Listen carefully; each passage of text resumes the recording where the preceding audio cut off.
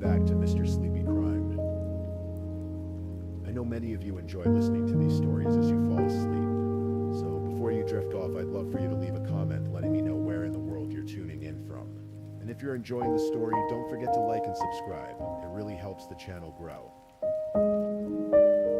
Before we begin, I want to acknowledge that this story involves real people and real tragedies. We tell these stories not for entertainment, but to remember the victims and perhaps help others recognize the warning signs that could prevent similar tragedies. For the best experience, feel free to lower the volume a little, just enough to let the story gently carry you off to sleep. Alright, please get comfortable, dim the lights, and let's dive into tonight's first story. Tonight we're traveling to the mountains of North Carolina, where the Blue Ridge peaks stretch toward darkening skies and remote cabins sit nestled among the pines. This is a story about a family that fractured, a father and daughter whose relationship grew complicated in isolation, and a single afternoon in February that changed everything. Michael Joseph Howell was 50 years old in the winter of 2014. For years, he'd made his living as a sports editor for the Columbia County News-Times, spending his days crafting headlines and shaping stories about local athletes and Friday night football games. He was the kind of man who understood small-town life, who knew that sports could bind a community together, that a well-written game recap might be the highlight of someone's breakfast table reading. But by 2014, Michael's life had shifted away from newsrooms and deadline pressures. After his divorce from Christina Rester in the late 2000s, he'd retreated to a sprawling 8-bedroom cabin in the Sheepback Mountain community near Maggie Valley, North Carolina.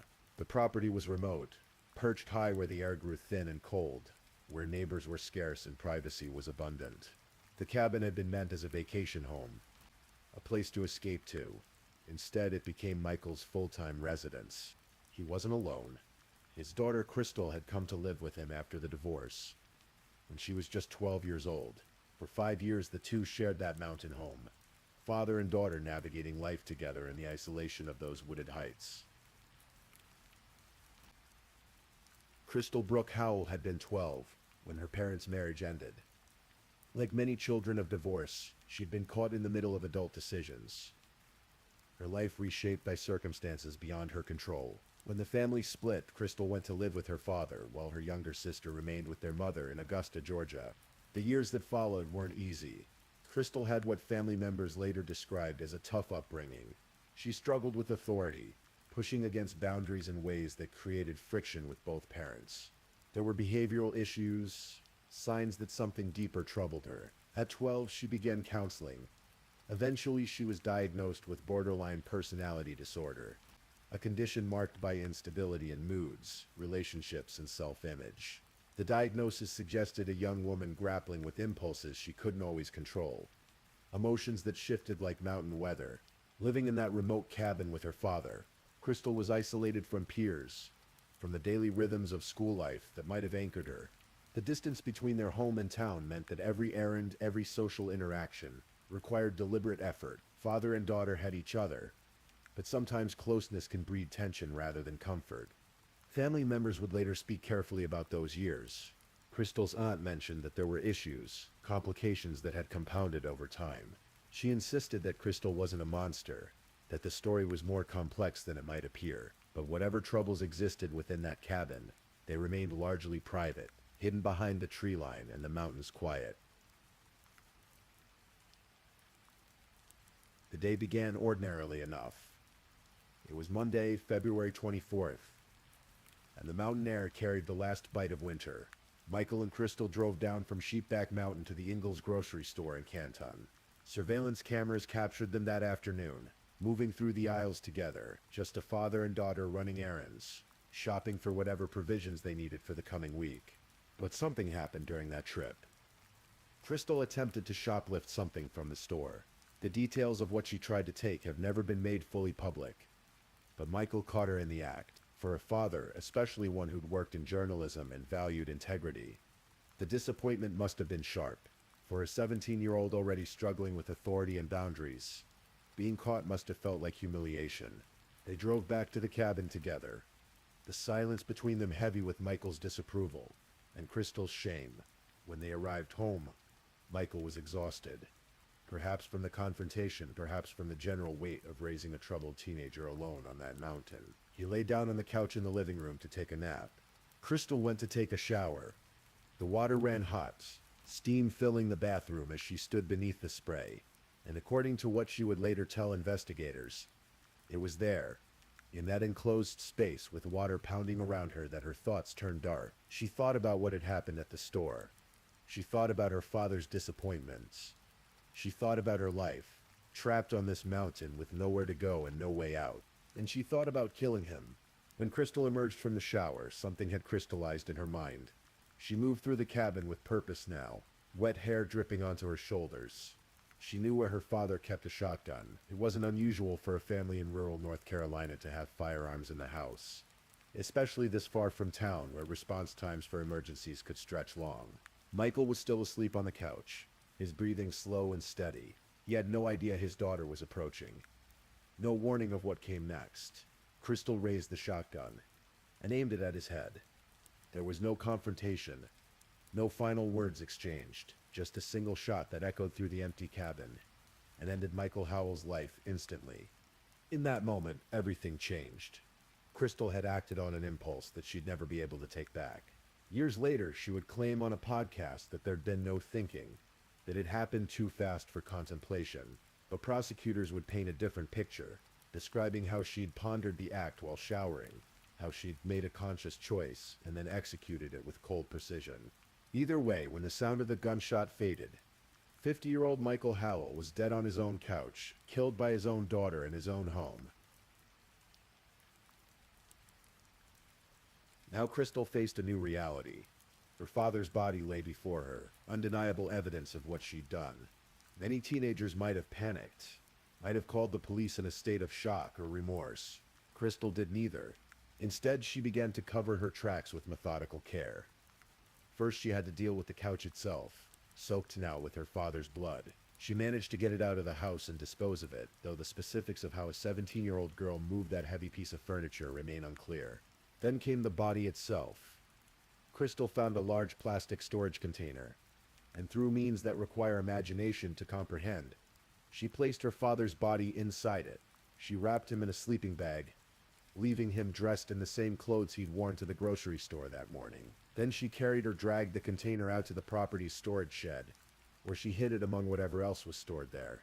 The shotgun that she'd used had to go too. Crystal sold it, turning the murder weapon into cash that would help her maintain the life she was about to construct. With the physical evidence hidden or disposed of, Crystal began building her story. She contacted friends with devastating news. Her father had gone to Georgia and committed suicide. The story was plausible enough. Michael had been divorced, had been living in isolation. Depression could strike anyone. Her friends had no reason to doubt her, no cause to question the word of someone they knew. What followed was perhaps the most disturbing aspect of the entire case.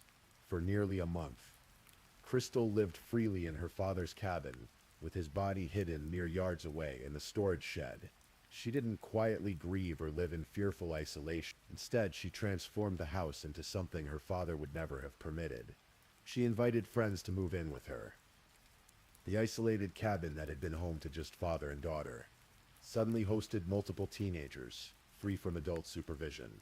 Crystal began spending Michael's money, accessing whatever accounts and cash he'd left behind. She drove his distinctive orange Land Rover wherever she pleased, no longer constrained by his or disapproval. The cabin became a venue for parties. According to prosecutors, these were drug-fueled gatherings, the kind that would have horrified Michael had he been alive to witness them. At some point during this month, Crystal even had a stripper pole installed in the kitchen. The image is jarring, almost absurd. A piece of equipment more suited to a nightclub appearing in a family home where a murdered man's body lay hidden just outside. To those who visited during this time, everything seemed fine. Crystal appeared to be a teenager finally experiencing freedom. She told anyone who asked that her father had released her from his custody, that he'd moved on with his life and left her to live her own. She made it all seem normal, reasonable even. But in the shed, wrapped in that sleeping bag inside the plastic container, Michael Howell's body remained, a secret that couldn't stay hidden forever. March 22, 2014. Nearly a month had passed since Michael's death. Some of Crystal's friends were at the cabin, and they decided to move a pinball machine into the storage shed. It was just a casual task, the kind of thing you do when you're young and living in a house with space to spare. But when they opened the shed and began moving things around to make room for the pinball machine, they found the plastic container. Perhaps curiosity got the better of them, or perhaps something about it seemed wrong. When they opened it, they discovered Michael Howell's body. The discovery must have been horrifying. To find a corpse is traumatic enough, but to realize it's the father of your friend, a man you may have known, a man who'd been missing for weeks while you'd been partying in his house, the psychological impact would have been enormous. The friends immediately called the Waynesville Police Department. Within hours, the cabin was transformed into a crime scene. Officers and investigators swarmed the property, documenting everything, photographing the shed, beginning the process of unraveling what had happened. Crystal wasn't at the cabin when her friends made their discovery. Just 3 days earlier, on March 19th, she'd called her mother, Christina, in Augusta, Georgia. She told Christina that Michael had released her from his custody and that she wanted to move back home. Christina, being a responsible parent, had told her daughter she'd need proof of emancipation before allowing such a move. But Crystal hadn't let that deter her. On March 22nd, the same day her friends found her father's body, Crystal showed up at Christina's house in Augusta. She was driving Michael's orange Land Rover and towing a U-Haul trailer packed with her belongings. She'd taken $3,000 in cash from the cabin. She'd even told one of her friends to stay behind and keep paying the bills on the property. Crystal didn't make it far. The police in North Carolina quickly identified her as a suspect. And by March 23rd, just 1 day after her father's body was discovered, officers tracked her down to a Motel 6 in Richmond County, Georgia. She was taken into custody without incident. During questioning, Crystal's story began to unravel. At first, she claimed it had been an accident, that the shotgun safety had malfunctioned, but investigators knew better. The evidence didn't support an accidental discharge, especially not one that resulted in Michael being shot in the head while he slept. Eventually, Crystal admitted the truth. She told them about being caught shoplifting at Ingalls. She told them about returning home and taking a shower. She told them about thinking about killing her father. And she told them about walking out of that bathroom, taking the shotgun, and shooting him while he napped on the couch. The autopsy confirmed what they already knew. Michael had died from a single shotgun wound to the head. There were no signs of struggle, no defensive wounds. He'd been killed in his sleep, unaware of what was coming. Crystal was extradited back to North Carolina and taken to the Haywood County Detention Center. There she would remain for the next 2.5 years, while her case slowly moved through the legal system. The case against Crystal Brooke Howell was straightforward in its facts, but complicated in its implications. She was charged with first-degree murder, concealment of death, and failure to report a death not from natural causes. First-degree murder in North Carolina implies premeditation, the kind of planning and forethought that distinguishes it from crimes of passion or accidents. Prosecutors believed they had clear evidence of premeditation. Crystal had admitted to thinking about killing her father while she showered. She'd then emerged from the bathroom, retrieved the weapon, and carried out the act. The shooting itself might have taken only seconds, but those moments in the shower, those thoughts turning over in her mind, that was where the murder truly began. After the killing, Crystal had shown clear consciousness of guilt through her cover-up efforts. She'd hidden the body, disposed of evidence, sold the murder weapon, and lied to everyone about what had happened. She'd spent a month living freely while keeping her father's corpse hidden. To prosecutors, these actions demonstrated not just guilt, but a calculating coldness. Crystal's defense attorney, Bridget Aguirre, took a different approach. She emphasized her client's mental health history, the borderline personality disorder diagnosis, the years of counseling, the instability that had marked Crystal's teenage years. The defense wasn't arguing that Crystal was innocent, but rather that context mattered. A troubled 17-year-old with documented mental health issues had made a terrible decision in a moment of emotional turmoil. District Attorney Ashley Welch, however, countered that Crystal's actions after the murder told the real story. The month of parties, the spending of her father's money, the stripper pole in the kitchen. These weren't the actions of someone overwhelmed by mental illness. These were the actions of someone who wanted freedom at any cost. Someone willing to kill to live life on her own terms. On October 10th, 2016, 2.5 years after Michael Howell's death, Crystal Brooke Howell appeared in Haywood County Superior Court. She stood before the judge in her prison clothes, unshackled, her voice barely above a whisper as she pleaded guilty to all charges. There would be no trial, no jury deliberation. Crystal was accepting responsibility for what she'd done. Whether this came from genuine remorse, practical calculation, or legal advice, only she could say. Her mother, Christina, sat in the courtroom with Crystal's younger sister, Sierra. They held each other and quietly sobbed as Crystal admitted her guilt. Whatever complicated feelings they had, watching a daughter and sister confess to murder, they had to process them in that public space. The sentencing came swiftly. For the concealment charges, Crystal received 60 to 84 months in prison. For the murder itself, she received a minimum of 25 years to be served after the initial sentence. In total, she would need to serve approximately 30 years before becoming eligible for parole. She received credit for the 32 days she'd already spent in pretrial confinement. The judge addressed Crystal directly before pronouncing sentence. He told her that taking responsibility was the first step toward moving forward, toward any possibility of healing. He read from a statement Christina had written, words expressing that she wouldn't give up on her daughter, that she hoped Crystal would find peace with help and counseling. Assistant District Attorney Jeff Jones summarized the state's case one final time. Crystal had been caught shoplifting, had thought about killing her father while showering, and had then executed him while he slept. She'd hidden the body, dumped the couch, sold the gun, and covered up the crime for more than a month. It was calculated. It was cold. It was murder, in the first degree. District Attorney Ashley Welch spoke to the motive behind it all. The shocking part wasn't just that a young woman had killed her father, but that she'd then spent his money, used his house, drove his car, all while his body lay hidden. She'd wanted to live on her own terms, and Michael Howell's life had been the price. Crystal's aunt, Brenda Ellis, spoke to reporters afterward. She insisted there was more to Crystal than had come out in court, that there had been so many issues compounding over the years. She said Crystal wasn't a monster, that the whole thing was a heartbreaking tragedy, but what those additional issues were, she didn't specify.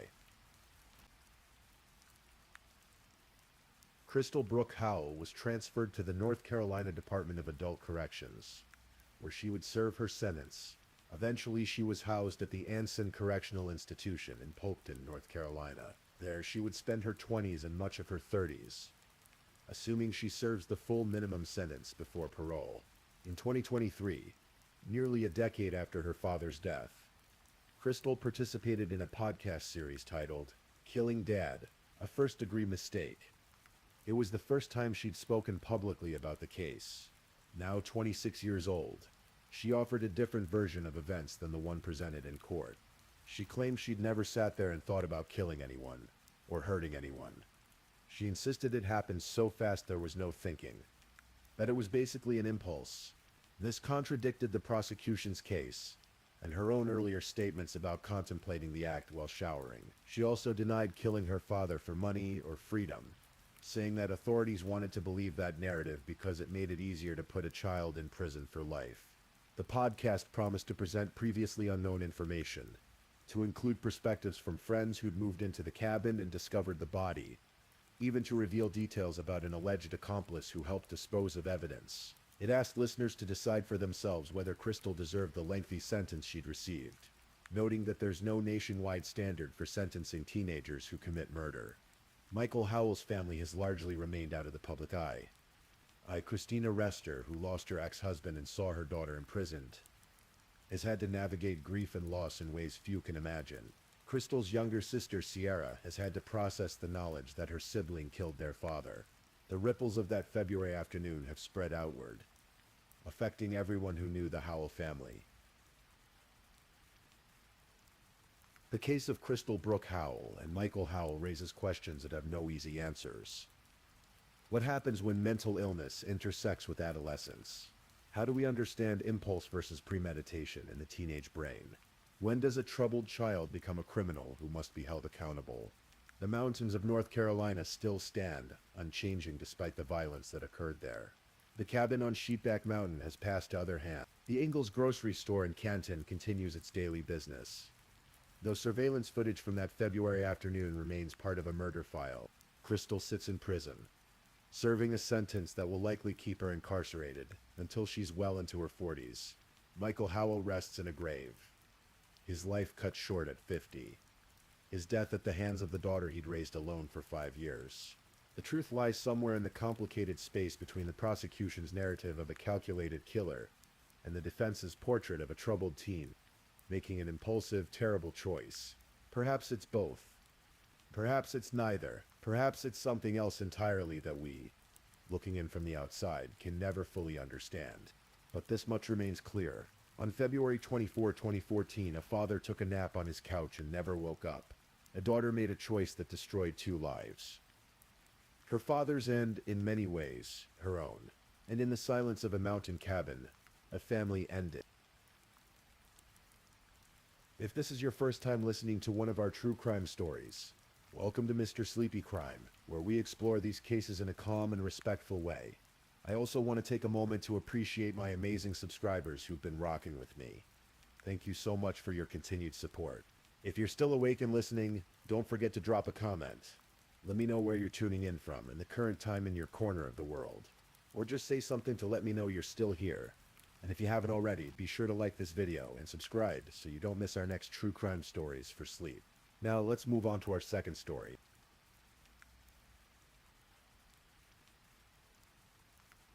Story 2. Tonight we're traveling to a small Oklahoma town where a gesture of kindness would become a fatal mistake. This is a story about young love gone wrong, about jealousy, violence, and a confession that shocked a community. So as we settle in, let me tell you about what happened on a June night in Henrietta, Oklahoma, when 23-year-old Anthony Hall's life came to a tragic end. Henrietta, Oklahoma sits in the southern part of Okmulgee County, about 50 miles south of Tulsa. It's the kind of place where everyone knows everyone, where generations of families have built their lives around coal mines, oil fields, and the land itself. Founded in the late 1800s, when Hugh Henry discovered coal deposits on Creek Nation land, the town grew into a modest community that once boasted dozens of mines and thousands of workers. By 2015, it had settled into the quiet rhythm of small-town life, with the population hovering around 6,000 souls. Jim Anthony Hall, though most people just called him Anthony, was born on November 10th, 1991 in nearby Okmulgee. His parents were Jim Rhodes and Linda Ann Wilder Hanson, and he grew up in Henrietta, attending the local public schools alongside kids he'd known since kindergarten. Anthony's childhood wasn't without its sorrows. He lost his sister Holly at some point during his young life, a loss that shaped him in ways only his closest family members could truly understand. As a young boy, Anthony was like so many others in Henrietta. He knew the back roads, the fishing spots, the shortcuts through town that only locals recognize. For about 4 years, his family moved to Iowa, giving him a broader perspective on life beyond Oklahoma's borders. But eventually, they returned to Henrietta, drawn back to the familiar red clay soil and the community they'd always called home. By 23, Anthony had become a young man trying to find his way in life. His sister Amanda Feldpausch would later describe him as a good kid, someone with a kind heart who was still figuring things out. Like many young people in small towns, he worked local jobs, hung out with friends, and tried to navigate the complexities of early adulthood. Those who knew him said he was generous, the kind of person who'd help you move furniture or lend you his last $20 without thinking twice about it. And it was this generosity, this fundamental kindness in his nature, that would ultimately lead to his death. Anthony met Samantha Stancifer when they were both young. He was around 20, she was 17. Their relationship began the way many first loves do, with intensity and passion. The kind of connection that feels all-consuming when you're that age. For Anthony, Samantha was his first serious girlfriend, his first real taste of what he thought love might be. For Samantha, Anthony represented something she latched onto with a fierce, possessive grip. But from the beginning, those closest to Anthony could see that something wasn't quite right. His sister Amanda watched as the relationship unfolded over the next 3 years. And what she saw troubled her. The couple was constantly breaking up and getting back together. caught in a cycle that never seemed to resolve itself. They'd be apart for weeks, sometimes months, and then suddenly they'd be together again, as if the problems that drove them apart had never existed. Amanda and other family members described the relationship as toxic. There were arguments, dramatic confrontations, and a possessiveness on Samantha's part that went beyond normal jealousy. In 2013, 2 years before Anthony's death, Samantha was actually arrested for domestic abuse, assault, and battery. The details of that incident weren't widely publicized, but it should have been a warning sign, a red flag that this relationship had the potential for violence. Yet Anthony kept going back. Maybe it was because Samantha was his first love. And first loves have a way of blinding us to reality. Maybe he thought he could fix whatever was broken between them. Or maybe, like so many people caught in toxic relationships, he couldn't quite see how dangerous things had become.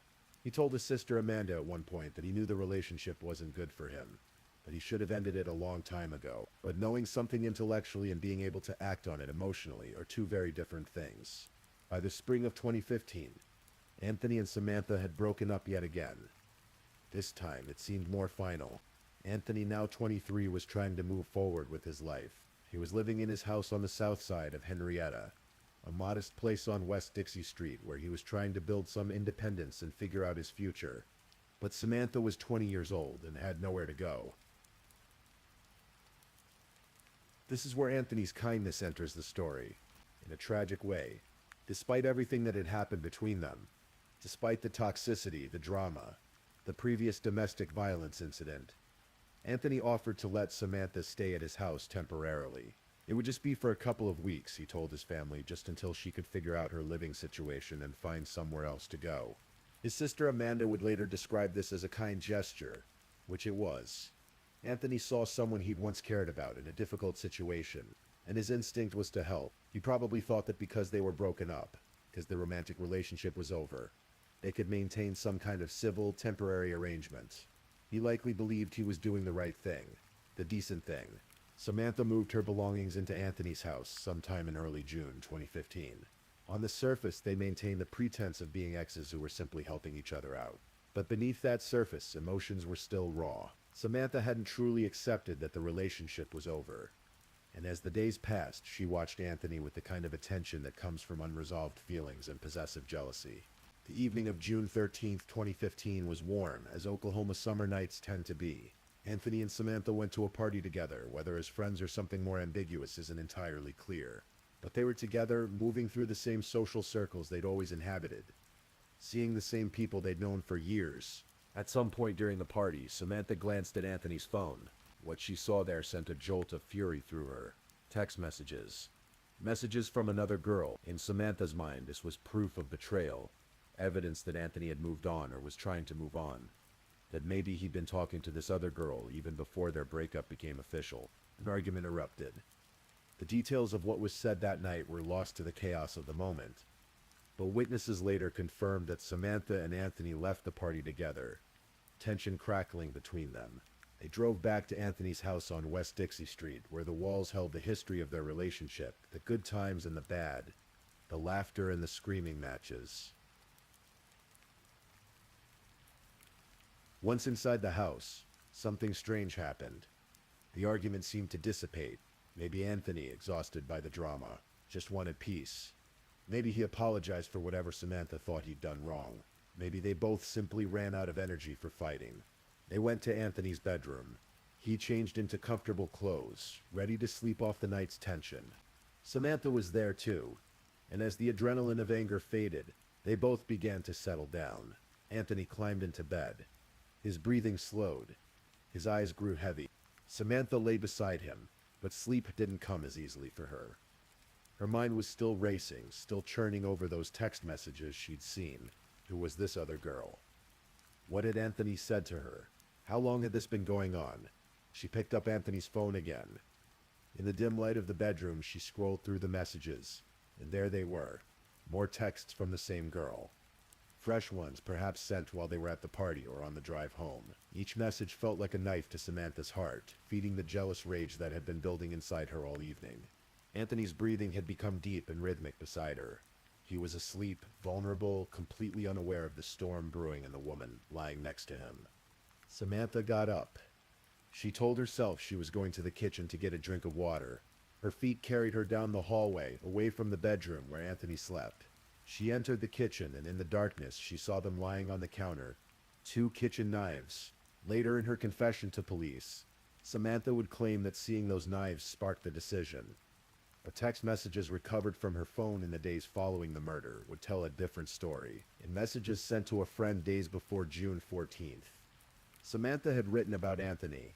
She'd said she would either get him put in jail or kill him. The prosecution would later argue that this proved premeditation, that the murder wasn't a spontaneous act of passion, but something she'd been contemplating for days. Standing in that kitchen, Samantha picked up both knives. The weight of them in her hands should have given her pause. She should have set them down, walked back to the bedroom, and left the house in the morning. But she did. She gripped the handles tighter and walked back toward the bedroom where Anthony slept, completely trusting and completely defenseless. What happened next was savage beyond comprehension. Samantha entered the bedroom where Anthony lay sleeping, and she began to stab him. The first blow might have woken him, might have given him a split second to realize what was happening. But there was no escape, no time to defend himself. She struck again and again and again. The attack was frenzied and brutal. Samantha stabbed Anthony 58 times. She struck his head, his face, his neck, his torso. The knives rose and fell with mechanical repetition. Driven by a rage that had consumed all reason, she slashed his throat to ensure he was dead. And then in an act of horrifying mutilation, she castrated him. The bedroom became a slaughterhouse. Her blood soaked the bed, the walls, the floor. One investigator who worked the case would later say it was the worst crime scene he'd ever encountered in his career. And this was a man who'd seen his share of violence and death.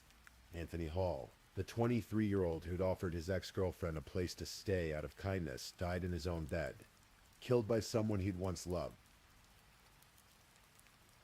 In the aftermath of the murder, Samantha's behavior was chilling in its calmness. She was covered in Anthony's blood from head to toe, her clothes saturated, her hands sticky with it, but instead of fleeing or breaking down, she did something that would make this case infamous beyond the borders of Oklahoma. She updated her Facebook status. In the age of social media, where people share their breakfast choices and vacation photos, Samantha chose to share her crime. She typed out a simple message. "I did it. He deserved it." This was how Anthony's sister Amanda found out that her brother was dead.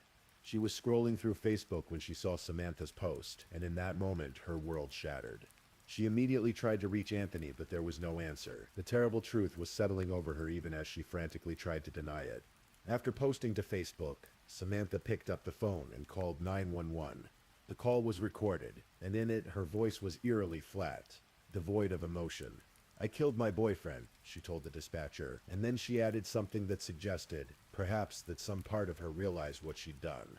"And now I can't kill myself." Henrietta police officers arrived at the house on West Dixie Street within minutes. When they pulled up, they found Samantha standing outside, drenched in blood. It was on her face, in her hair, soaking through her clothes. She looked like something out of a horror movie, but her demeanor was unnervingly calm. "I killed him," she told the officers. "I killed Anthony Hall." Inside the house, the officers found a scene of unspeakable carnage. Anthony's body lay in the bedroom, mutilated beyond recognition. The violence of the attack was immediately apparent. This hadn't been a single moment of lost control. This had been sustained, methodical brutality. Samantha was arrested on the spot and charged with first-degree murder. As officers placed her in handcuffs and led her to the patrol car, family members who'd heard about the Facebook post began arriving at the scene. Amanda Feldpausch came with other relatives, desperate for information, hoping against hope that it was all some terrible mistake. But it wasn't a mistake. Her brother was gone, killed in the most violent way imaginable. The Oklahoma State Bureau of Investigation was called in to assist Henrietta police with the case. Given the brutality of the crime and the fact that Samantha had confessed both on social media and to the 911 dispatcher, the investigation was relatively straightforward in terms of establishing guilt. But investigators wanted to understand the full scope of what had happened. They searched Anthony's house, collecting evidence and documenting the crime scene. They retrieved both knives that had been used in the attack. They photographed the bedroom, capturing images that would later be used in court to demonstrate the sheer savagery of the assault. Investigators also seized Anthony's phone and Samantha's phone. What they found on Samantha's device was particularly damning. In the days leading up to the murder, she'd sent text messages to a friend that revealed her state of mind. She'd written that she would either get Anthony put in jail or kill him. This evidence would prove crucial in establishing that the murder wasn't a spontaneous act of passion, but something Samantha had been contemplating. The prosecution, led by District Attorney Rob Barris, began building their case. They interviewed Anthony's family members, who provided insight into the toxic nature of the relationship. They spoke with people who'd been at the party on June 13th, who confirmed that Samantha and Anthony had argued after she saw the text messages on his phone. They also uncovered Samantha's prior arrest for domestic violence in 2013. While she hadn't been convicted in that case, the arrest record showed a pattern of violent behavior toward Anthony. It painted a picture of a relationship marked by jealousy, possessiveness, and physical aggression. As the investigation progressed, details about the murder began to emerge publicly. The fact that Samantha had stabbed Anthony 58 times shocked even seasoned law enforcement officers. The mutilation of his body added another layer of horror to an already horrific crime, and the Facebook confession made the case something that transcended the usual boundaries of small-town tragedy. It became a national story, an example of how social media had become intertwined with even the darkest aspects of human behavior. Samantha Stancifer made her first appearance in Okmulgee County District Court on June 25, 2015, just 11 days after the murder. The courtroom was packed with Anthony's family members, including his sister Amanda, his aunt, and others who'd loved him and were still struggling to process the enormity of what had happened. Samantha appeared before the judge, and those who saw her that day noted her demeanor. She seemed disconnected, showing no visible remorse, no tears, no signs of the emotional breakdown one might expect from someone who just killed the person they'd claimed to love. Amanda Feldposch would later tell reporters that Samantha had shown no remorse whatsoever when recounting the events to police, that it hadn't even fazed her to talk about stabbing Anthony to death. Samantha's attorney declined to comment publicly, focusing instead on preparing for what everyone assumed would be a difficult defense. After all, his client had confessed to the murder on Facebook, called 911 to admit to the crime, and been found covered in the victim's blood. The evidence was overwhelming. As the months passed, Samantha remained in custody at the Okmulgee County Jail. The prosecution continued to strengthen their case, gathering witness statements, forensic evidence, and the damning text messages that suggested premeditation. The Fints, meanwhile, faced the challenge of representing a client whose guilt was not in question, but whose actions demanded some form of explanation that might mitigate her sentence. By April 2016, nearly a year after Anthony's death, it became clear that the case would not go to trial. Samantha's attorneys had advised her that given the strength of the evidence against her, her best option was to plead guilty and hope for some leniency in sentencing. Samantha Stancifer pleaded guilty to first-degree murder in the death of Jim Anthony Hall. By entering this plea, she avoided a trial that would have subjected Anthony's family to the painful process of reliving every detail of his murder. But it also meant that she would face the full weight of the justice system's response to her crime. The sentencing hearing took place on a Friday morning, almost exactly a year after Anthony's murder. The courtroom was once again filled with his family and friends, people who'd come to see justice served for a young man whose life had been cut short by violence. District Judge Mike Claver presided over the hearing. He listened as District Attorney Rob Barris laid out the facts of the case, emphasizing the premeditation evidenced by Samantha's text messages and the extreme brutality of the attack. Barris described how Samantha had stabbed Anthony 58 times and slashed his throat to ensure he was dead. He reminded the court that Anthony had been asleep, completely vulnerable, when the attack began. Barris also played portions of the 911 call that Samantha had made after the murder, her flat, emotionless voice admitting to killing her boyfriend. The recording sent chills through the courtroom. When it came time for sentencing, Judge Claver did not mince words. Looking directly at Samantha Stancifer, he announced that she would be sentenced to life in prison without the possibility of parole. And then he added something that captured the sentiment of everyone who'd followed the case. He told Samantha that he was showing her exactly the same mercy she showed to her victim. None. The sentence meant that Samantha, who was just 21 years old at the time of sentencing, would spend the rest of her life behind bars. She would never walk free. She would grow old in prison, her entire adult life confined to a cell, a permanent consequence for a few minutes of murderous rage. For Anthony's family, the sentence brought a measure of closure, though no punishment could truly compensate for their loss.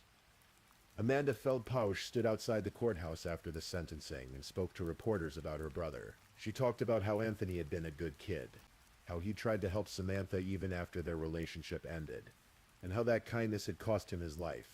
The case had attracted national attention, partly because of the Facebook confession that had made it unusual, and partly because of the sheer brutality of the crime.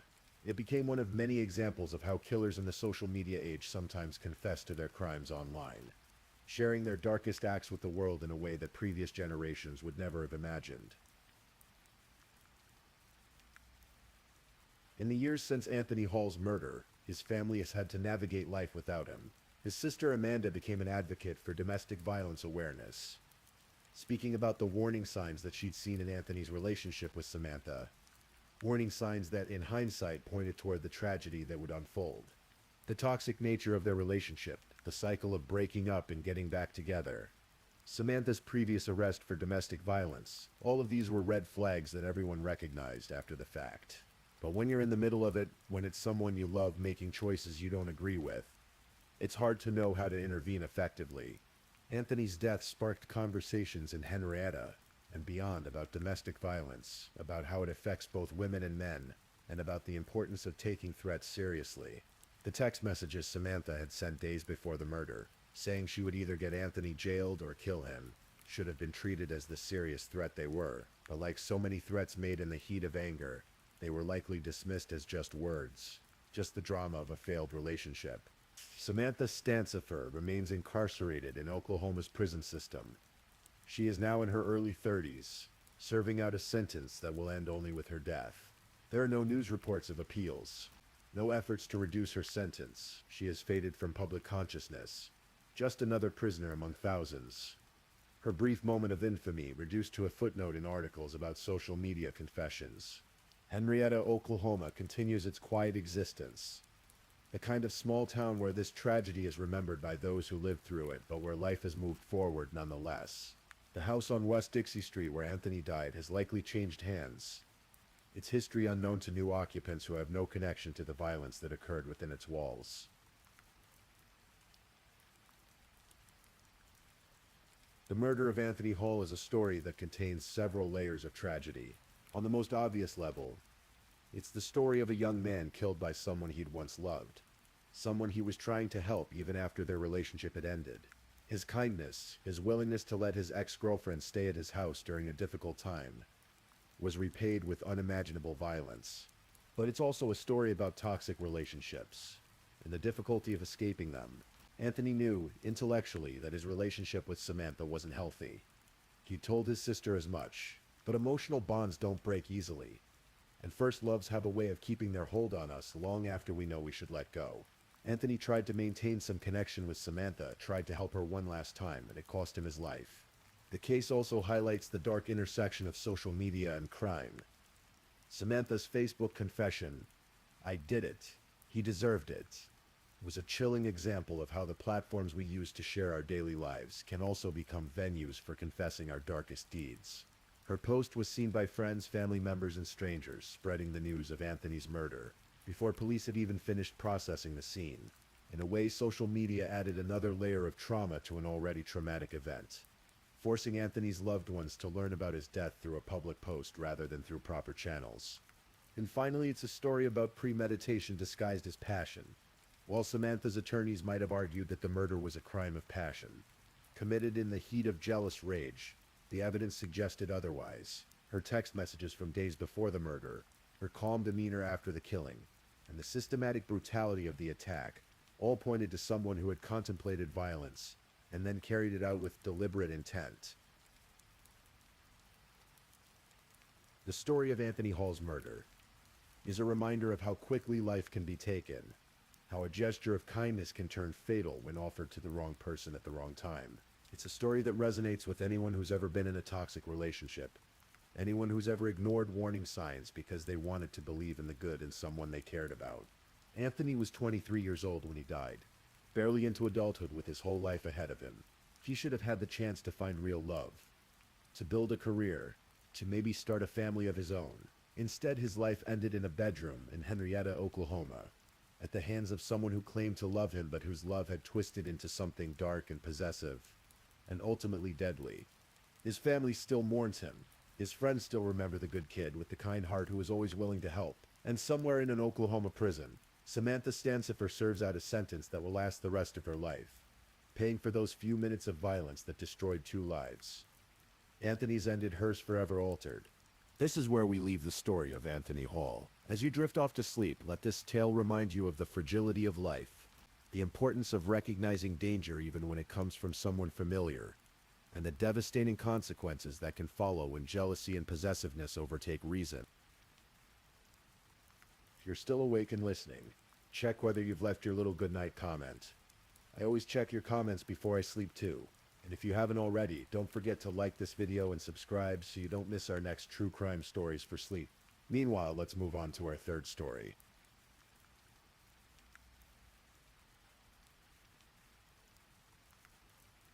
Story 3. Tonight we're going to explore a story that, while tragic, reminds us of the complexities of human relationships and the quiet strength found in small communities. This is the story of Heather Stamper, a young mother from Delaware City whose life was cut short in the summer of 2016.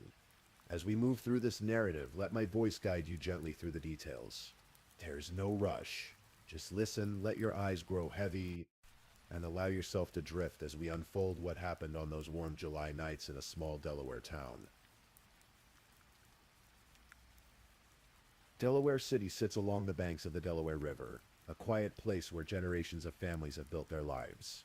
It's the kind of town where everyone knows everyone, where summer evenings are spent on porches, and where the sound of the river provides a constant soothing backdrop to daily life. In 2016, Heather Lynn Stamper was 31 years old and living on Adams Street in this small community.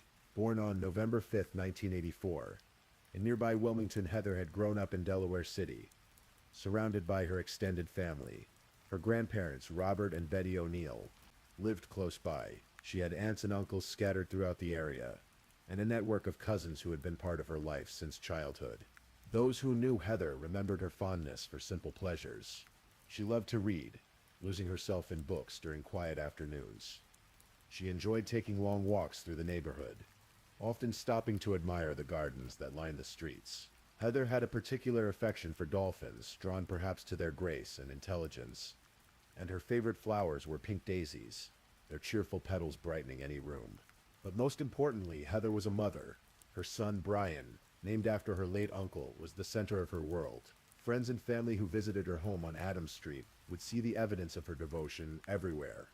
The careful way she organized his things, the stories she read to him, the dreams she harbored for his future. Life, of course, is never simple. By the summer of 2016, Heather found herself in a relationship with a man named Stephen Pierce. He was 45 years old, 14 years her senior, and their relationship had become increasingly complicated in ways that those closest to Heather had begun to notice. Stephen Pierce was not a stranger to trouble. As the summer of 2016 unfolded, dark clouds from his past were gathering. Earlier that year, serious accusations had surfaced. Allegations of sexual abuse involving a minor, physical abuse, and threats made against his wife. Yes, his wife, because even as he was involved with Heather, Pierce remained married to another woman, with whom he had stepchildren. When these accusations came to light, Pierce made a decision that would prove fateful. Rather than face the consequences in Newcastle County, he fled. He moved in with Heather full-time, bringing with him the volatility and violence that had marked his other relationships. It was a pattern, one that law enforcement and the court system would later be criticized for not adequately addressing. Friends who knew Pierce from earlier days, from times when they would cruise the back roads together, drinking and having what seemed like carefree fun, could hardly reconcile that memory with the man he had become. Something had shifted in him over the years, or perhaps something dark had always been there, waiting. By July, the relationship between Heather and Stephen had reached a breaking point. Pierce's jealousy had grown increasingly intense, his suspicions increasingly paranoid. He would watch Heather's phone, monitor her conversations, question her about her past relationships. It was suffocating, controlling, dangerous. The evening of July 8th, 2016, began like many others in Delaware City. The summer heat was finally breaking as the sun set over the Delaware River. But on Clinton Street and nearby Ellesmere, something was unraveling. Witnesses would later report seeing Heather and Stephen together that evening, their voices raised in argument. Whatever Stephen believed he had seen or heard, perhaps a text message from an ex-boyfriend, perhaps something conjured entirely by his jealous imagination, it had sent him into a rage. The argument escalated quickly. Words turned harsh, accusations flew, and in that heated moment, Heather made a decision. She ended the relationship. She told Stephen it was over, that she wouldn't continue living this way, and then she left, returning to her home on Adams Street, likely hoping that would be the end of it. But Stephen Pierce was not done. His anger, rather than cooling, intensified. He drove to a friend's house, his hands trembling with rage. Inside his car, his purple flower seat covers caught his eye, and in a display of violent frustration, he began ripping them apart, tearing at the fabric as if it might release the fury building inside him. His friend watched, concerned, as Pierce made an unsettling request. He wanted to borrow a gun. When asked why, Pierce didn't hide his intentions. He wanted to kill Heather, he said. The words hung in the air, chilling and direct. To that friend's credit, they refused. They would not provide Pierce with a weapon. They watched as he left, still seething, still dangerous, and hoped perhaps that the denial would force him to reconsider, to calm down, to think clearly. But Pierce simply went to another friend's house. There he made the same request, this time adding something that revealed the darker corners of his mind. He asked for two things, a gun and a rosary. The juxtaposition was striking, an instrument of death and a symbol of faith, requested in the same breath, as if he knew the gravity of what he was planning and sought absolution even before committing the act. "This is my last night of freedom," Pierce told this second friend. His words were prophetic, resigned. "I am going to be a lifer come tomorrow," he knew. In that moment, Stephen Pierce knew exactly what he was about to do. What happened next unfolded in the darkness of early morning on July 9th. Heather had returned home to her residence on Adams Street, likely exhausted from the confrontation, emotionally drained from ending a relationship that had become toxic. She shared the home with a roommate, someone who knew both Heather and Stephen, who had perhaps witnessed the deterioration of their relationship over the months. Pierce had been living there. At some point during those dark hours, Stephen Pierce arrived at the house. The roommate, presumably unaware of the full extent of what had transpired earlier that evening, let him in. Perhaps Pierce seemed calmer. Perhaps he offered some explanation. Perhaps the roommate simply didn't want to create more conflict by turning him away. Pierce made his way to Heather's bedroom, which was located in the basement of the home. Heather, exhausted from the emotional turmoil of the day, had gone to sleep. She was in her most vulnerable state, unaware of the danger that had entered her home. The roommate, trying to maintain some semblance of normal evening routine, was elsewhere in the house when they heard it. A loud bang from the basement. It was the kind of sound that makes your blood run cold, that sends your heart racing even before your mind can process what it might mean. 15 minutes passed. They felt interminable, those 15 minutes, though the roommate didn't yet know why. And then Stephen Pierce emerged from the basement. He was crying, his face contorted with emotion, but the words he spoke seemed disconnected from what had just occurred. "We broke up," he told the roommate. "I'll never see that bitch again." And then he left. He simply walked out of the house, leaving behind a scene that would soon shatter the quiet of Delaware City. Saturday afternoon, July 9th, at 2:24 p.m., a 911 call came into the Delaware City Police Department. It was Stephen Pierce calling to report that he had found Heather dead. His voice on that call contained just the right notes of distress, confusion, shock. He told the dispatcher he had discovered his girlfriend unresponsive in her bedroom.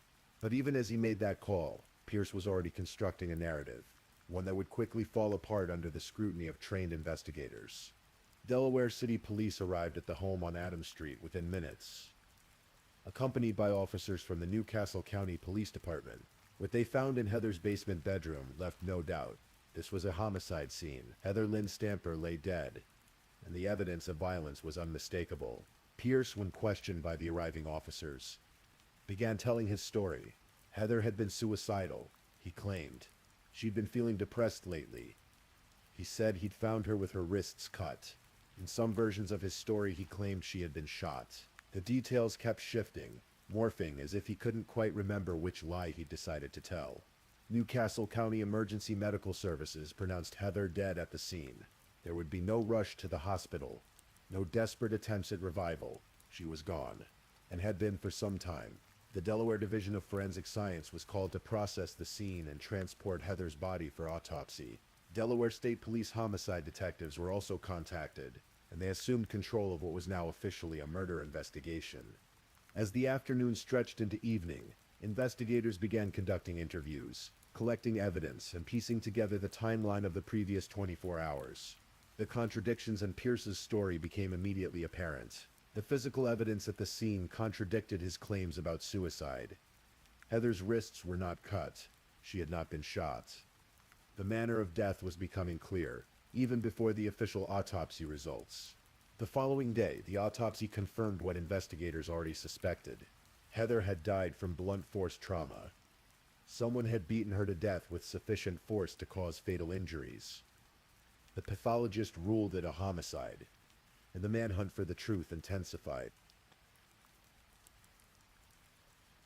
Delaware State Police Homicide Unit detectives, working alongside Delaware City Police, began the methodical work of building their case.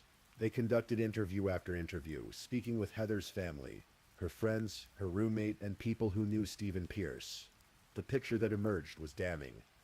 Witnesses came forward describing the argument on the evening of July 8th. Pierce's friends, troubled by what they'd witnessed, told police about his request for a gun, his stated intention to kill Heather, his ominous prediction about his last night of freedom.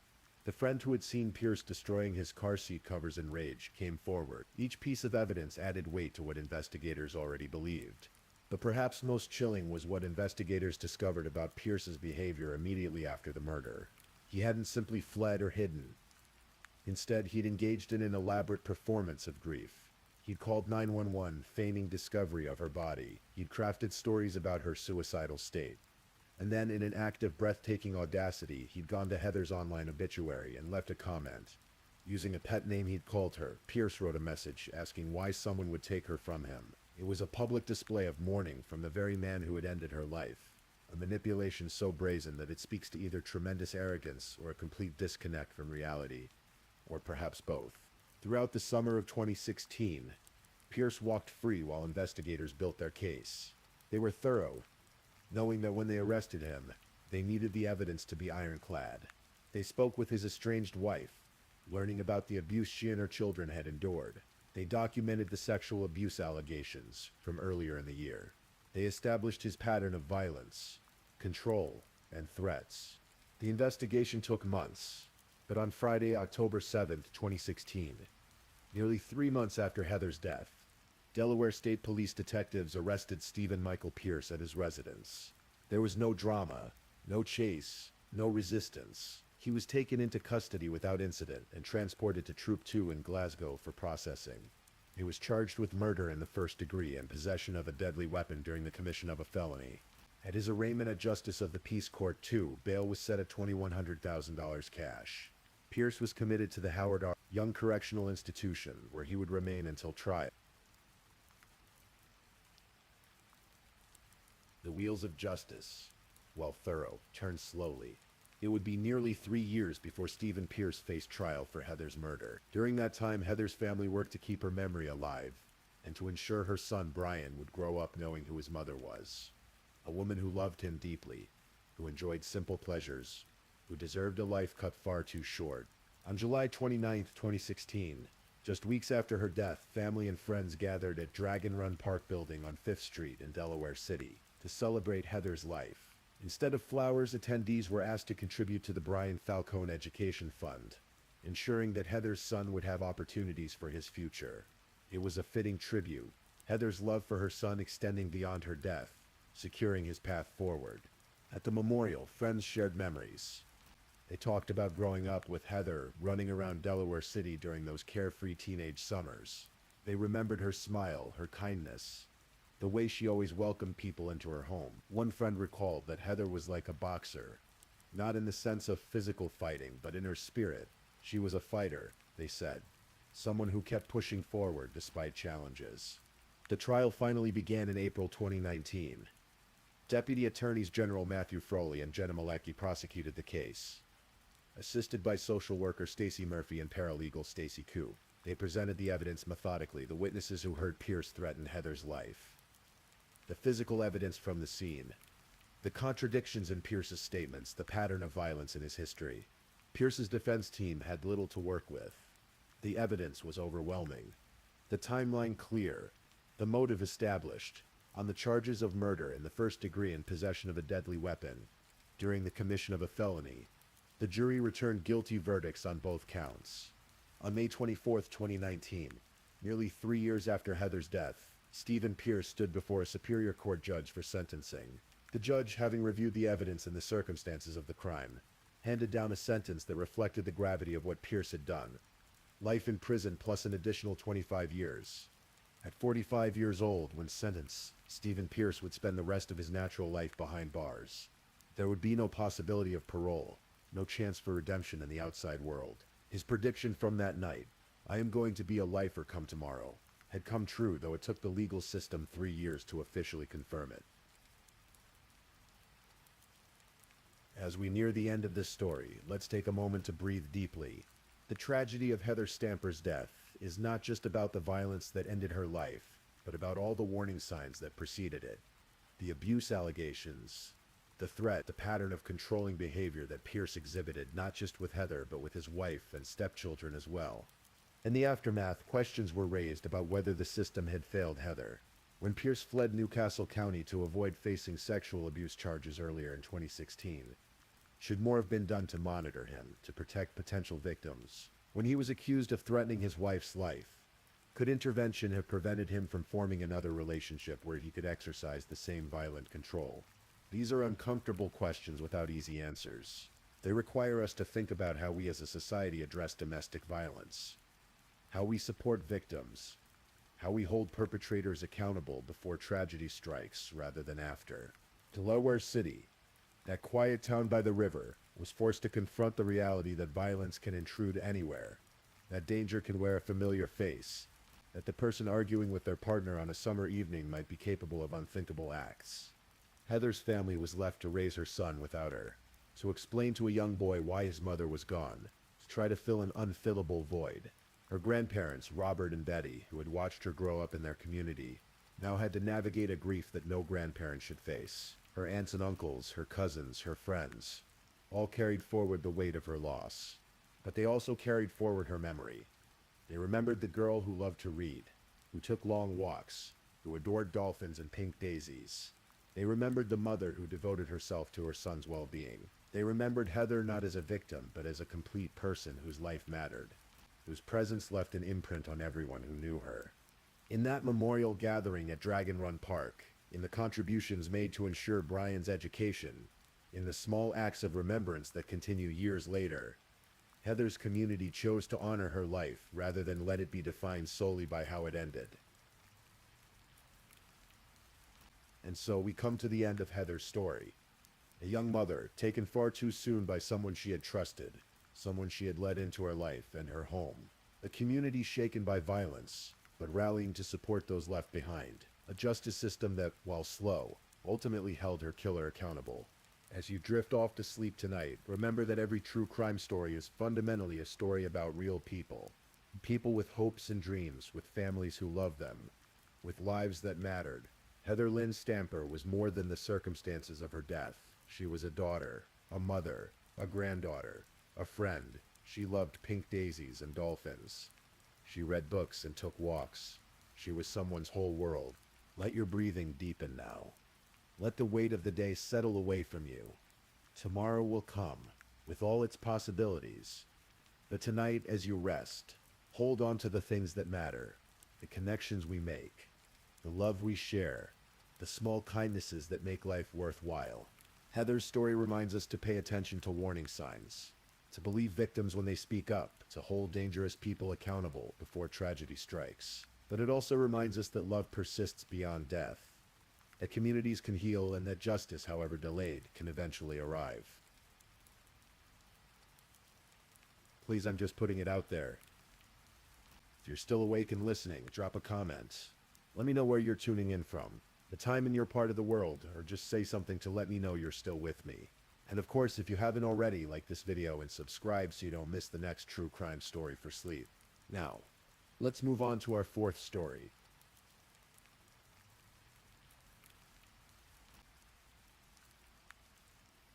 Story 4.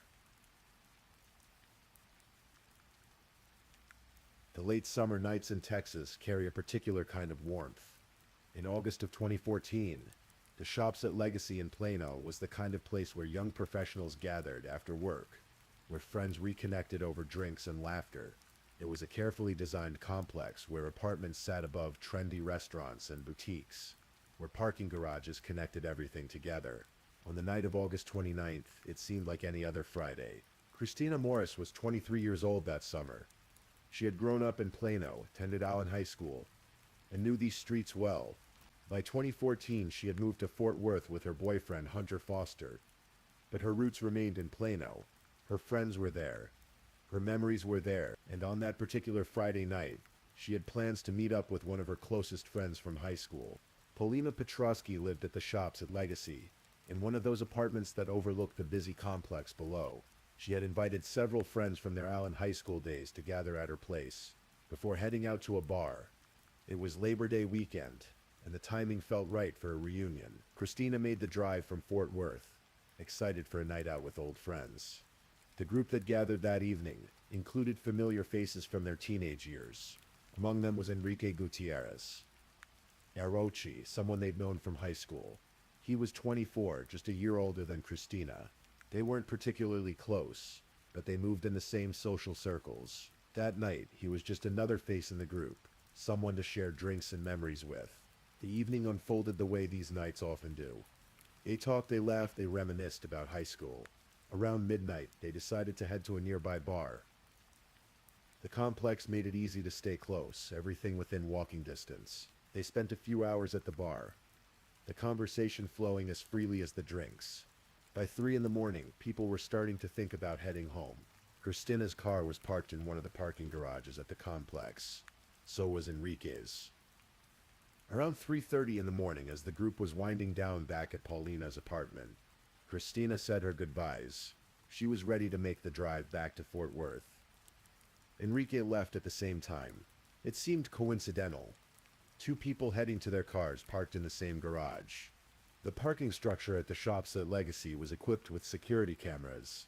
These cameras captured something that would later become the most important piece of evidence in what was about to unfold. At 3:55 a.m., Christina Morris and Enrique Arochi were seen walking together up the ramps of the parking garage.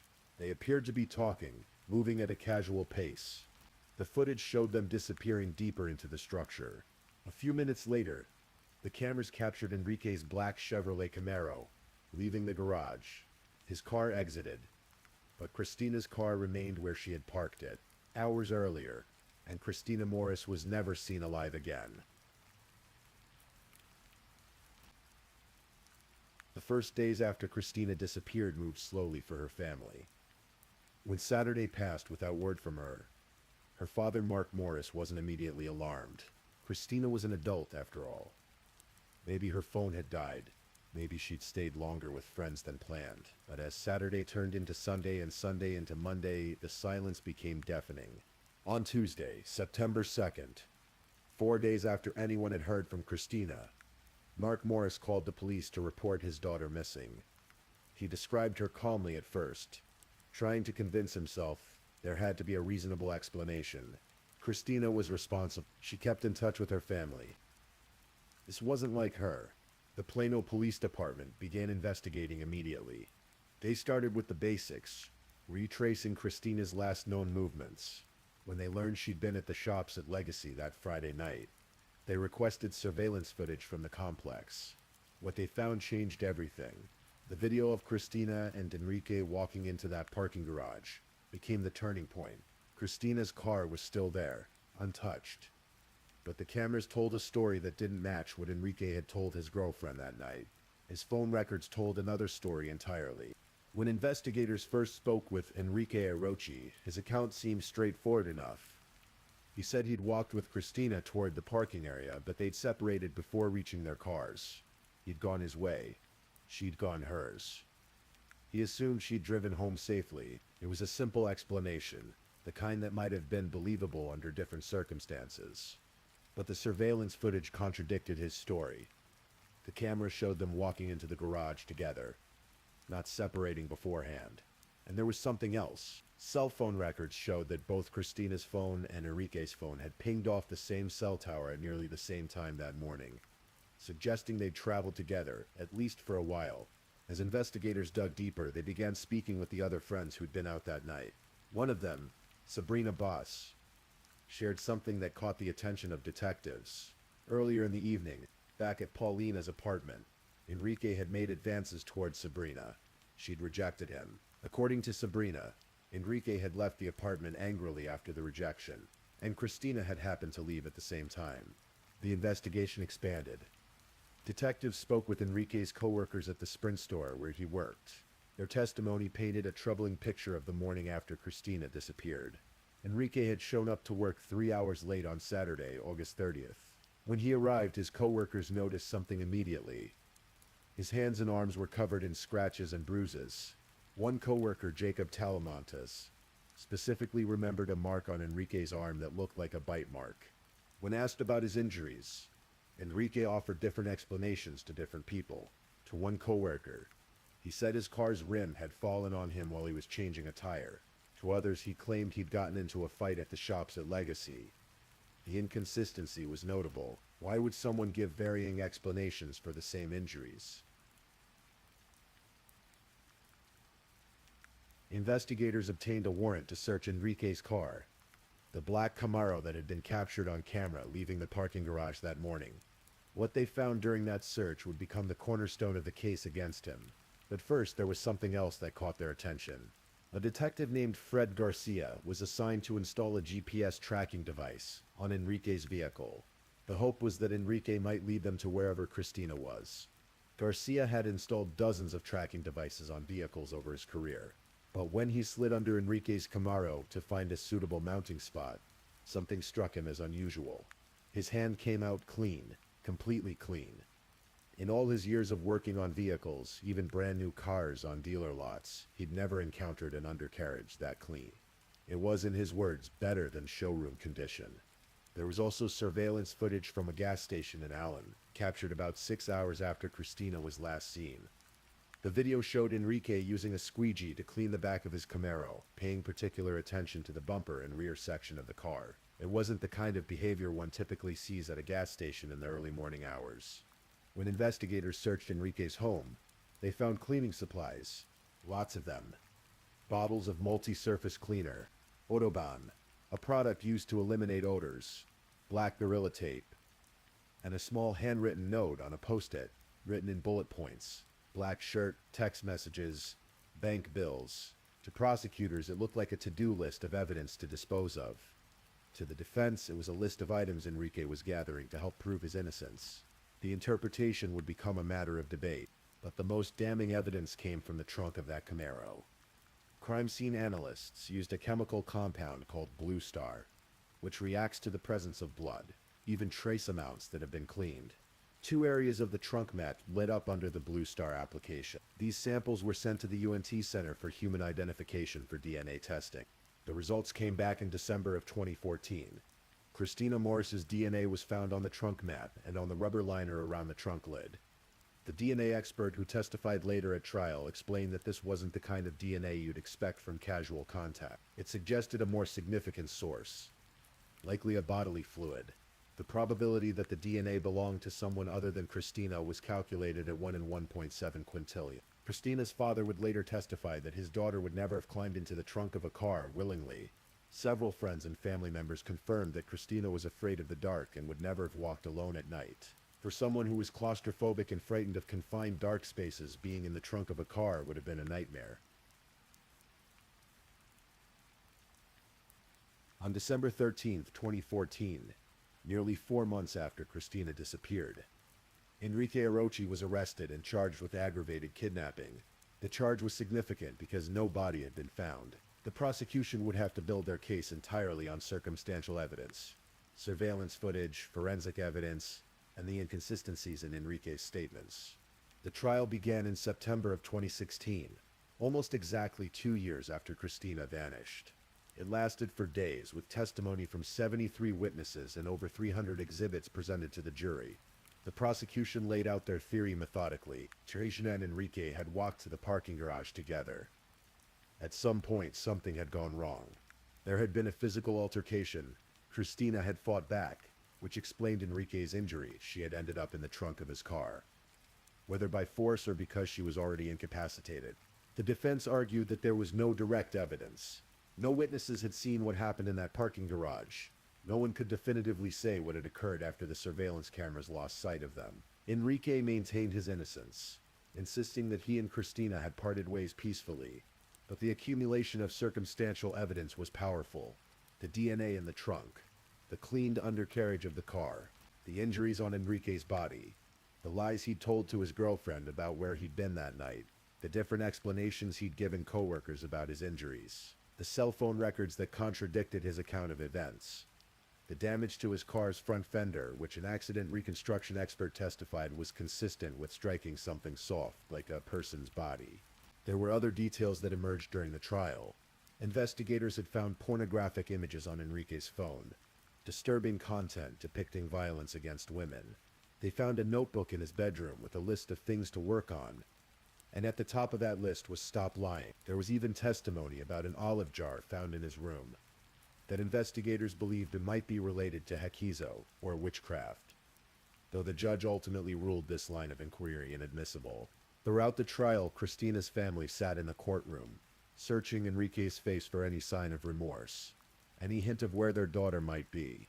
Her mother, Johnny McElroy, had moved from Tulsa, Oklahoma to Texas to search for Christina full-time. She'd lost her job in the process. Her father, Mark, had never stopped looking.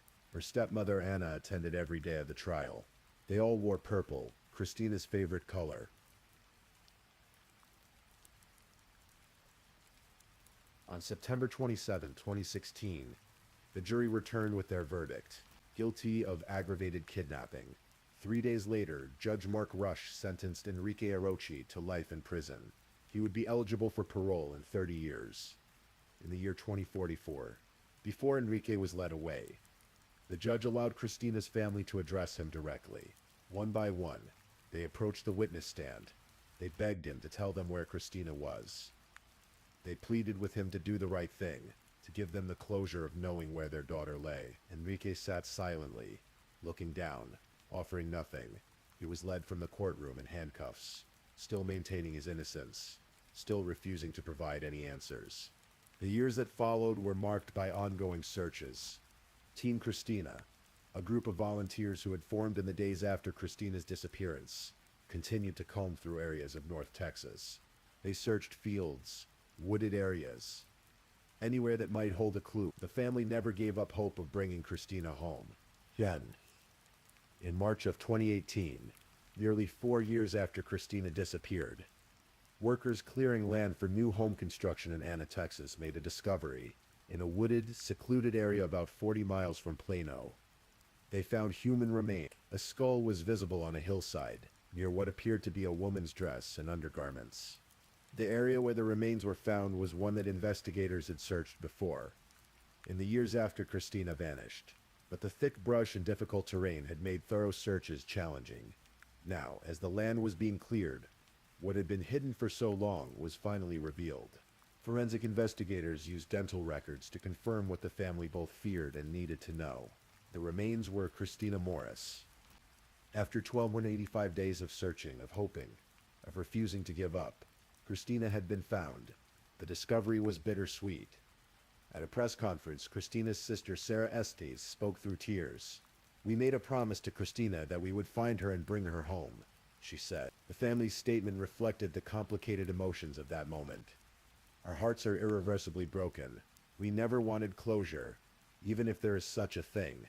We only wanted Christina. Because of the advanced state of decomposition, medical examiners could not determine a cause of death.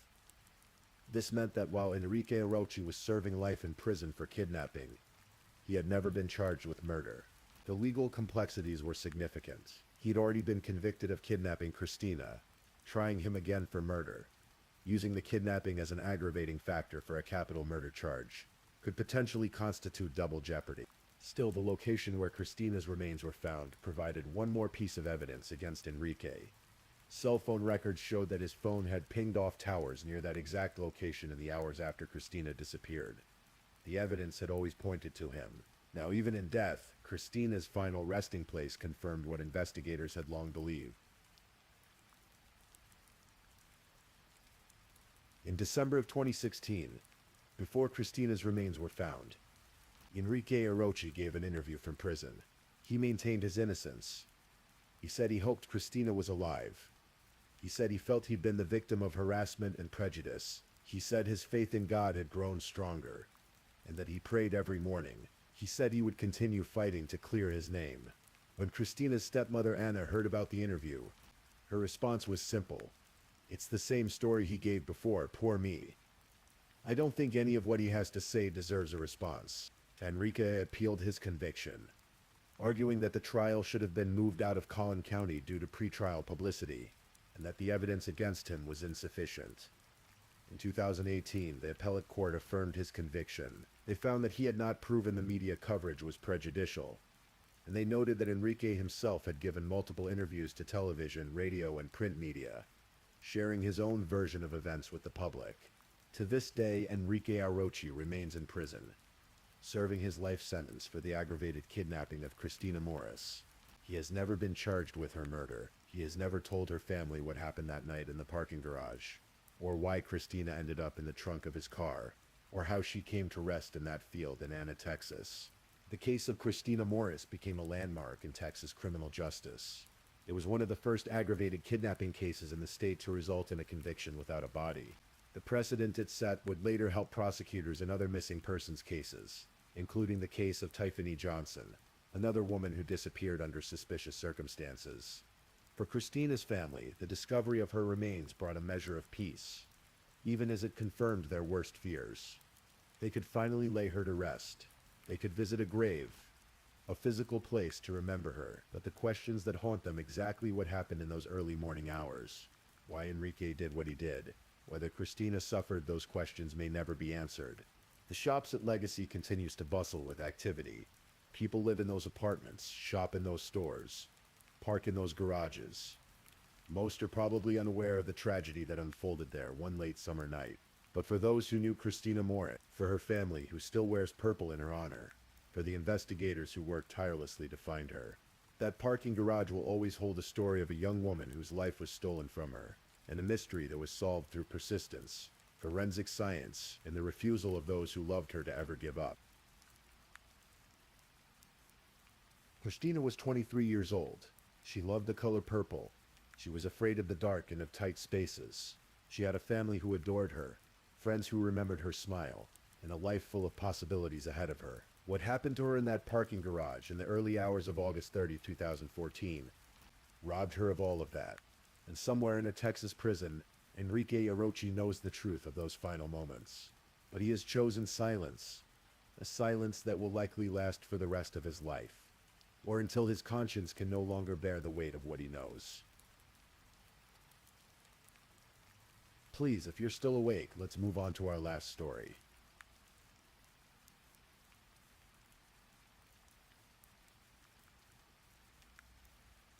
Story 5.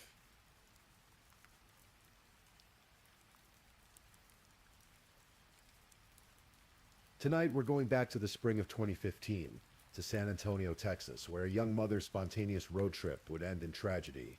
This is a story about trust misplaced, about the dangerous intersection of digital connection and real-world vulnerability, and about a family's 8-year wait for answers. It was Easter weekend, April 2015. The Texas sun hung warm in the sky, and the highway stretched long and inviting for 23-year-old Courtney Phillips. Life was a series of adventures waiting to happen. Those who knew her best described her as spontaneous, outgoing, energetic, the kind of person who could light up a room simply by walking into it. This is the story of Courtney Phillips. San Antonio is a beautiful city, the Riverwalk winding through downtown, the Alamo standing as a testament to history, the vibrant culture mixing Mexican and Texan traditions into something uniquely its own. But Courtney and her friend weren't coming for the tourist attractions. They were just coming to get away, to have some fun, to see where the weekend would take them. Courtney had a 5-year-old son named Jace, and she was working toward building a better life for both of them. Originally from the Dallas area, specifically Arlington, Courtney had that restless spirit that made her crave new experiences, new places, new people. She wasn't reckless, but she wasn't cautious either. She lived with an openness that most of us lose somewhere along the way. That Easter weekend, Courtney decided to take a spontaneous road trip. She and a friend climbed into a car and headed southwest. Destination San Antonio. A few hundred miles of highway, windows down, music playing. For Courtney, this was nothing out of the ordinary. She was young, free, and always ready for the next adventure. In the days leading up to the trip, Courtney had been active on social media. As most young people are, she'd been chatting with someone new, a young man in San Antonio. His name was Isaac Estrada, and he was 19 years old. They'd connected online, exchanged messages, made plans. He seemed nice enough through the screen of a phone. They agreed to meet up for a date while Courtney was in town. To Courtney, this probably felt perfectly normal. Meeting people online had become common, even expected. A quick conversation, some shared interests, plans to grab coffee or go for a walk. She had no reason to think this would be any different. But Isaac Estrada was different. Very different. The house where Courtney was dropped off wasn't Isaac Estrada's home. He didn't live there. In fact, the homeowners were out of town that weekend, completely unaware that their house was being used as a meeting place. How Estrada had access to this house remains unclear. Whether he knew the owners, whether he'd broken in, or whether he'd obtained a key through some other means. But he'd chosen this location deliberately, arranging for Courtney to meet him at a place where they would be completely alone. Courtney's friend dropped her off at an address in the 2000 block of Edge Avenue, on the southeast side of San Antonio. It was a residential neighborhood not far from Goliad Road and Pecan Valley Drive. Working class homes, quiet streets. The kind of place where people know their neighbors. The date was April 5th, 2015. Easter Sunday, the day of resurrection, of hope, of new beginnings. Across San Antonio, families were gathering for holiday dinners. Children were hunting for eggs. Churches were celebrating. Text messages on Courtney's phone would later reveal the careful planning that had gone into this meeting. She and Estrada had coordinated the time, the place. She told him when her friend would drop her off. She had no reason to suspect anything was wrong. She was simply going on a date with someone she'd met online. Something millions of people do safely every day. But from the moment Courtney walked through that door, she was in danger. Courtney's friend, after dropping her off, went about their own business. Hours passed. Evening came. The friend tried to reach Courtney, calls, texts, messages. Nothing. No response. The silence stretched from concerning to alarming. The friend drove back to the house on Edge Avenue. Something felt wrong. They got out of the car and approached the house. Through a window, they could see inside. And what they saw made them immediately dial 911. When San Antonio police officers arrived at the house on Edge Avenue that Easter evening, they encountered a scene that would stay with them for years. Officer Doug Green would later describe it simply. She had multiple stab wounds. She was face down on the floor. Courtney was on the floor. Unresponsive. Not moving. But the crime scene told a much more brutal story. Blood had splattered across multiple rooms. There were signs of violence from a back bedroom, through a hallway, to where Courtney's body lay. She had been stabbed 6 times, in the neck, in the back. The attack had been vicious, sustained, personal. Detective Mark Duke and Detective Lawrence Sazel were assigned to the case. As they processed the scene, a clear picture emerged. This wasn't self-inflicted.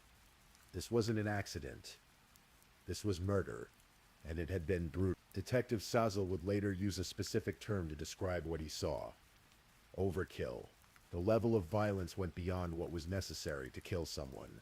It spoke of rage, of something dark and uncontrolled. Courtney Phillips had lost a tremendous amount of blood. She had died where she fell. Her life, all the spontaneity, all the energy, all the plans for a better future with her son, had ended on the floor of a stranger's house on Easter Sunday. Investigators found Courtney's phone. They found her purse, and in examining her phone, they quickly identified the last person she had been in contact with: Isaac Estrada. As detectives dug deeper into Isaac Estrada's background, they discovered something chilling. Courtney Phillips wasn't his first victim. The 19-year-old was immediately named as the prime suspect. Every piece of evidence pointed to him. The text messages arranging the meeting, the location he'd chosen, his complete disappearance immediately after the murder. But when police went to find him, Isaac Estrada was already gone. Just 3 months before Courtney's murder, Estrada had been charged with aggravated robbery. The details of that earlier case were disturbingly similar. He had connected with a woman, arranged to meet her under the pretext of a date, lured her to a location, and then attacked and robbed her. The difference was that this first victim had been able to escape. She had survived. The pattern was clear and calculated. Estrada was using online dating and social media as a hunting ground. He would present himself as a potential romantic interest, arrange a meeting in a location where he had control, and then attack. Whether robbery had been his primary motive in Courtney's case, or whether something had escalated beyond his original plan, the result was the same. A young mother was dead, and her killer had vanished. Crime reporter Yami Virgin, who covered the case extensively for San Antonio media, asked the question that haunted investigators. It was a gruesome crime scene. If he didn't know her personally, if he didn't have a beef with her already, why would it be so brutal? Why would he take that amount of anger out on a person he had never met? But these were questions that couldn't be answered because Isaac Estrada had disappeared like smoke. In the days and weeks following Courtney's murder, a massive investigation unfolded. The San Antonio Police Department dedicated significant resources to finding Isaac Estrada. The U.S. Marshals Lone Star Fugitive Task Force joined the hunt. By October 2015, just 6 months after the murder, the case was elevated to major case status with the U.S. Marshals Service, a designation reserved for the most serious fugitive cases. The violence of the attack suggested something beyond a simple robbery gone wrong. It spoke to something deeper, darker, more disturbing in Estrada's psychology. Investigators traced Estrada's movements through his cell phone records. The data showed that he had fled west, all the way to California. His brother lived in Paris, California, a city about 70 miles southeast of Los Angeles in Riverside County. The marshals tracked him there, obtained information that he was staying at his brother's residence, and moved in to arrest him. Where did Isaac Estrada go from California? How did he survive? How did he evade capture for so long? These questions would remain unanswered for years. But when they arrived, Estrada was gone. According to the marshals, they had missed him by only 1 week. He had been there. And then he'd vanished again. It was a frustrating near miss that would set the tone for the years to come. What authorities did know was that Estrada had certain characteristics that might help identify him. He was known to use marijuana, and possibly abused prescription medications like Xanax. He was young, adaptable, and clearly willing to stay hidden no matter the cost. Back in San Antonio, Courtney's family was left to pick up the pieces.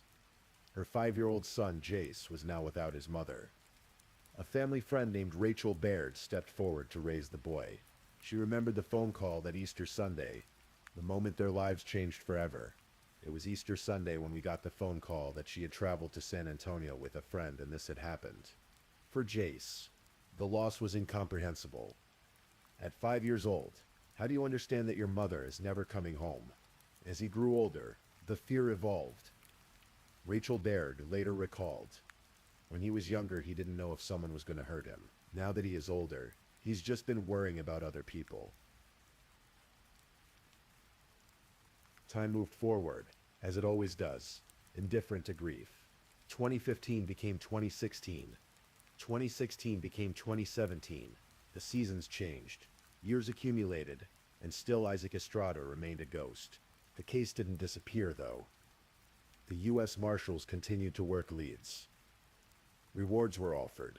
San Antonio Crime Stoppers put up $5,000 for information leading to Estrada's whereabouts. The case was broadcast nationwide. It appeared in various true crime forums, on missing persons websites, in law enforcement bulletins, and always there was the question, would Isaac Estrada ever be found? But the most significant publicity came in September 2021, when the case was featured on the investigation Discovery television show In Pursuit with John Walsh. John Walsh, famous for his decades of work helping to capture fugitives, highlighted Courtney's murder and the ongoing search for Isaac Estrada in season 3 of the show. But weeks passed, months passed, and Isaac Estrada remained free. The episode brought renewed attention to the case. Tips came in from across the country. People who thought they might have seen Estrada called hotlines. The family dared to hope that this exposure would finally bring answers.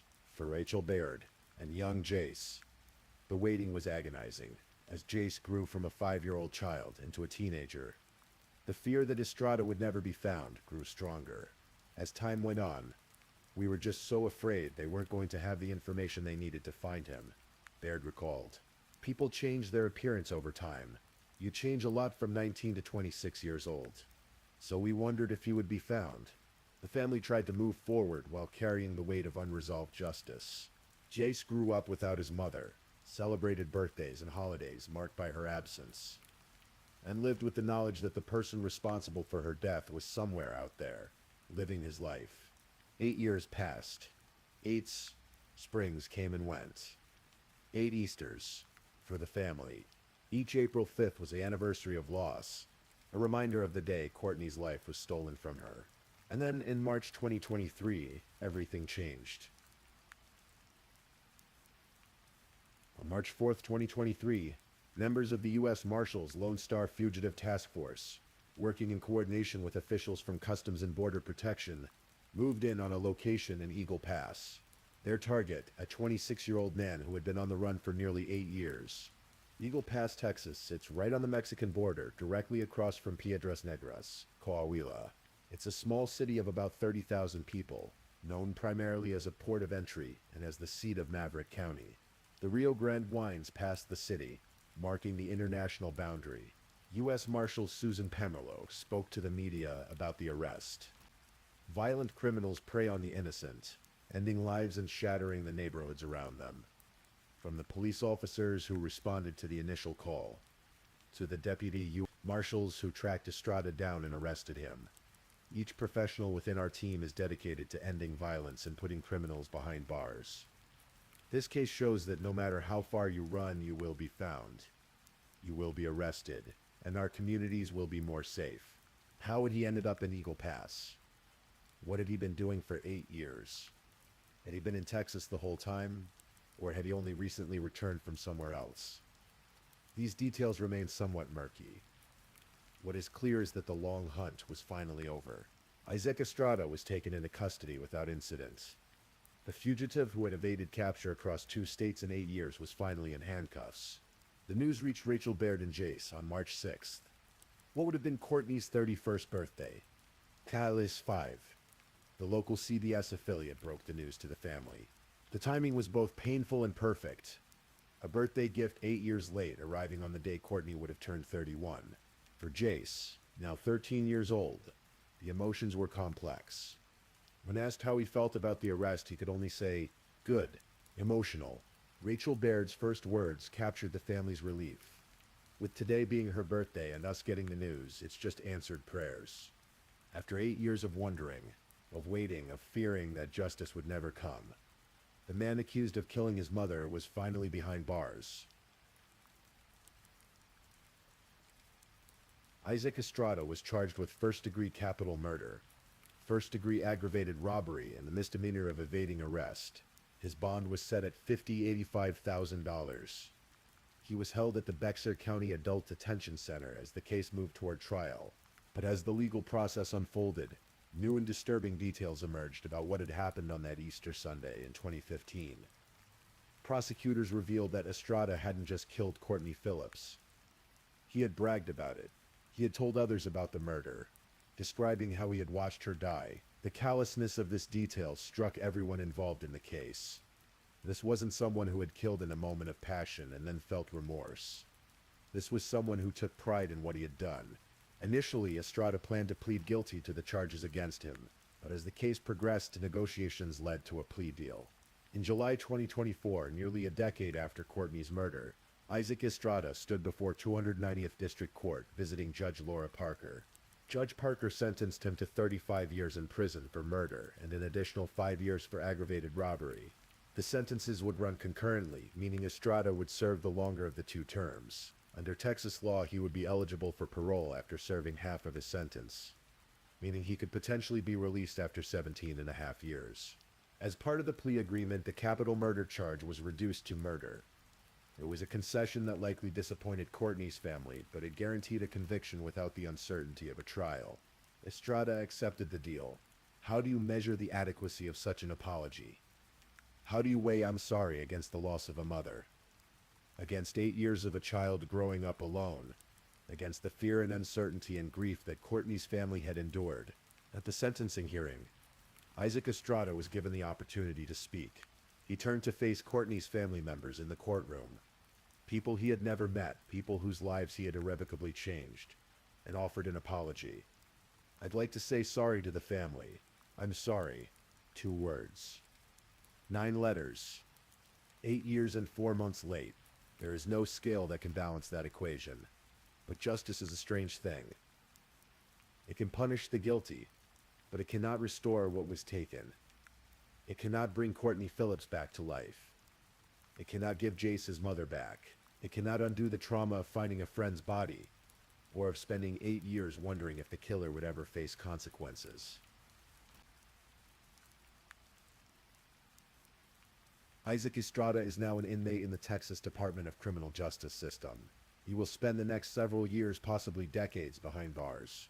The case is closed. The fugitive has been captured. Justice, in the legal sense, has been served. Courtney Phillips was 23 years old when she died.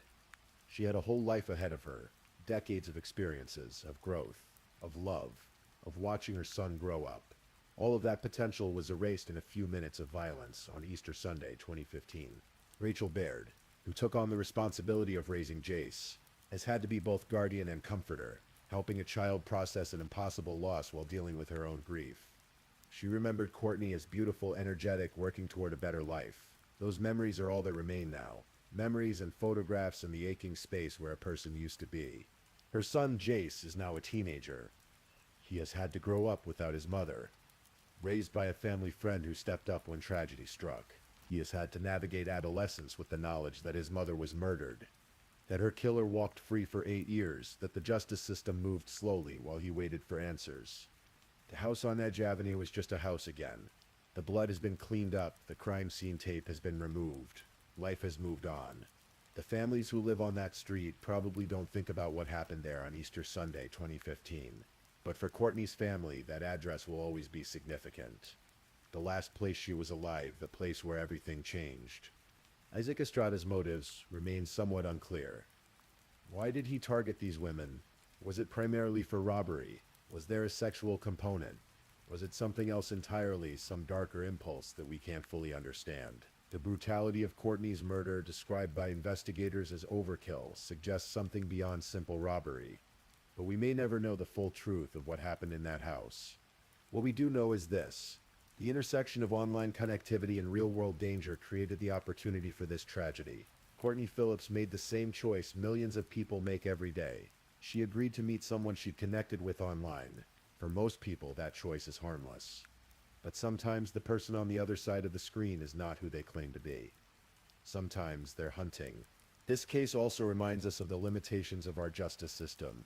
Isaac Estrada evaded capture for 8 years despite being on the U.S. Marshals major case list, despite nationwide publicity, despite significant resources devoted to finding him. He was able to disappear and stay disappeared, leaving a family without closure, a child without a mother, and questions without answers. It was only through persistent work by law enforcement, eventually aided by cooperation with border protection agencies, that he was finally captured. And so Courtney Phillips' story ends where it began, with a young woman who was spontaneous, outgoing, full of life. who took a road trip one Easter weekend and never came home. Her life was cut short by violence. But her memory lives on in the people who loved her, in the son who carries her DNA and her legacy, and in the cautionary tale her death tells us about trust, danger, and the sometimes terrible price of being open to new experiences. Rest easy, Courtney Phillips. Your story has been told. Your killer has been caught. And though justice came late, it came. May you find peace wherever you are. Thank you for listening to tonight's true crime story. Rest peacefully knowing that another story awaits you next time, ready to accompany you on another journey toward restorative sleep. But if you're still awake, don't forget to like and subscribe so you don't miss our next true crime stories. And until next time, stay safe and take care.